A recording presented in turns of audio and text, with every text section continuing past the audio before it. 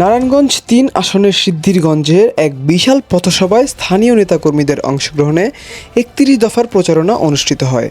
উক্ত সভার প্রধান অতিথি হিসেবে উপস্থিত ছিলেন বিএনপির জাতীয় নির্বাহী কমিটির সদস্য ও সোনারগাঁও উপজেলা বিএনপির সভাপতি এবং নারায়ণগঞ্জ ৩ সোনারগাঁও সিদ্ধিরগঞ্জ আসনের বিএনপির মনোনীত প্রার্থী জনাব আজহারুল ইসলাম মান্নান।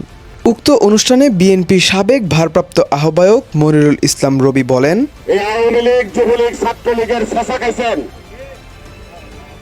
ভূতা খাইছেন, মার খাইছেন, বাড়ি থাকতে পারেন নাই, বউবেটির লোকে থাকতে পারেন নাই,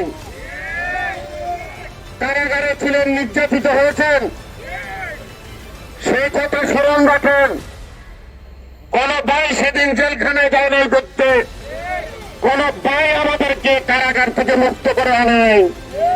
সেদিন আমাদের পিতা মাতা, বোন, আমাদের পরিবারের লোকেরাই আমাদেরকে উদ্ধার করে নিয়ে আসতো। এই সে আজহারুল ইসলাম মান্নান রাস্তায় পুলিশের বাড়ি খেতে খেতে এই লোকটা আজকে আল্লাহ তাকে এই জায়গায় নিয়ে আসছে, তাকে সম্মানিত করেছে বিএনপি তারেক রহমান।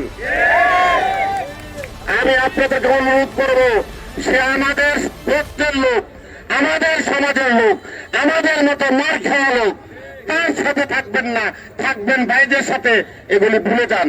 আপনাদেরকে আমি অনুরোধ করে গেলাম, আমরা সকলে আমাদের মতো করে আমরা উদযাপন করব ধানের শীষ মার্কায় ভোট দিয়ে ধানের শীষের প্রার্থীকে বিজয়ী করে।